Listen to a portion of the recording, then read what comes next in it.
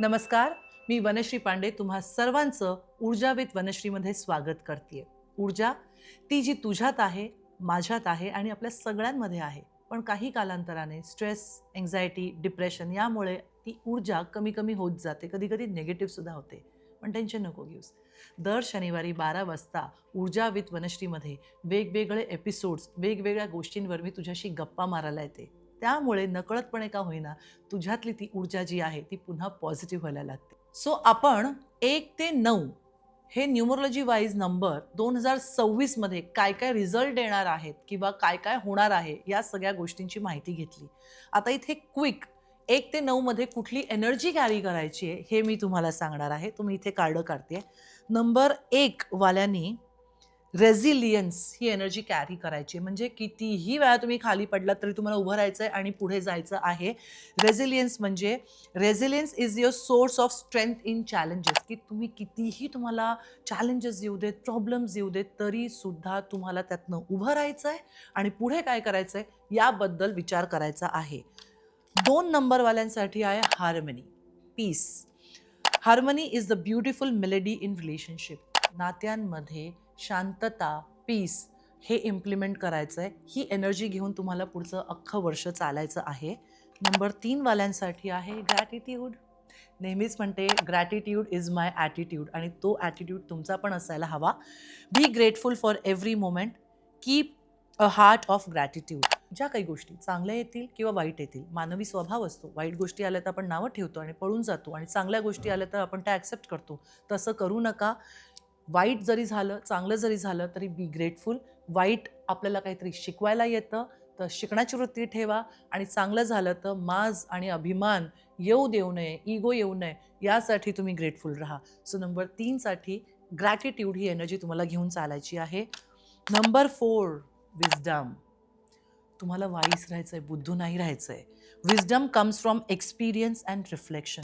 Wisdom हे नेहमी reflection, तुम्ही रिफ्लेक्ट करता जेव्हा तुम्ही बघता आणि तुमचा अनुभव ह्याच्यातनं तुम्हाला ही एनर्जी तुम्हाला कॅरी करायची आहे.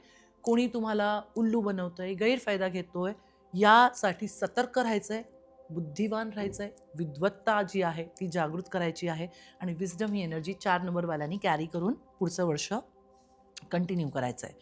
Number 5 grace.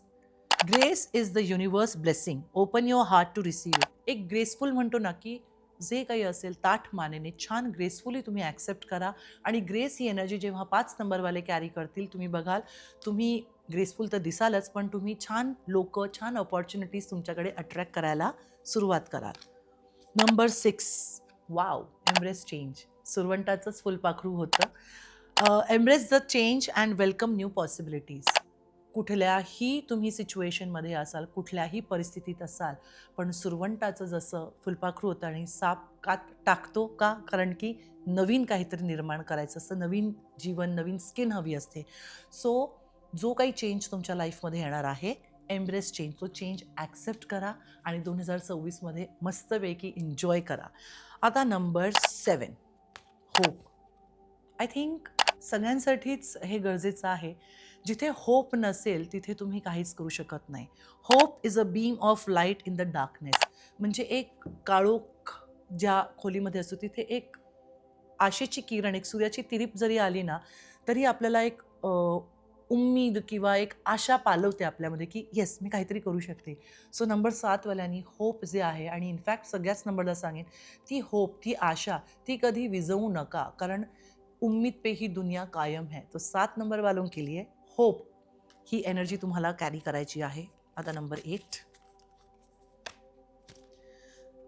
नंबर 8 साठी डिटर्मिनेशन. डिटर्मिनेशन म्हणजे face challenges with determination you can achieve anything. तुम्हाला डिटरमाइन व्हायचं आहे, गिव्हअप करायचं नाही आहे. पुढे बघत, पुढे चालत, खाचखळगे आले, स्मूथ रस्ता आला, हायवे आला, काही आलं तरी चालत राहायचं आहे, गिव्हअप करायचं नाही. गिव्हअप करायचं आहे तर गिव्हअप करा, डाऊन नाही. जे आहे ते चॅलेंजेस फेस करत राहा. सो डिटर्मिनेशन माझा फेवरेट वर्ड आहे. तसा आहे, मी नेहमी डिटरमाइंड असते प्रत्येक गोष्टींसाठी आणि नंबर 8 वाले असतातच. पण डिटर्मिनेशन ही एनर्जी तुम्ही घेऊन चाला. And number 9 bravery. Wow. Bravery म्हणजे शौर्यता किंवा एक धीटपणा, तो घेऊन तुम्हाला चालायचा आहे. Face the unknown with bravery. Trust your step.